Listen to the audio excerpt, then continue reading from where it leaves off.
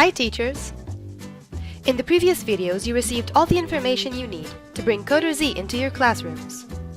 Before you begin working with your students, let's get to know your account settings. The time may come when you want to change certain elements of your profile, such as your name, password, or the display language. You can do all this and more from your profile settings. To access the profile settings, click your name at the top of the screen. The first item is Account Settings, where you can change your personal information. Click Edit to modify any of the fields. This is where you can change your password.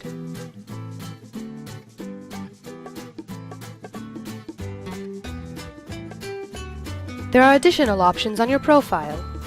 For example, you can change the display language, or connect to the CoderZ knowledge base with the Help option. Now take some time to get to know your profile settings, and always remember to keep on coding.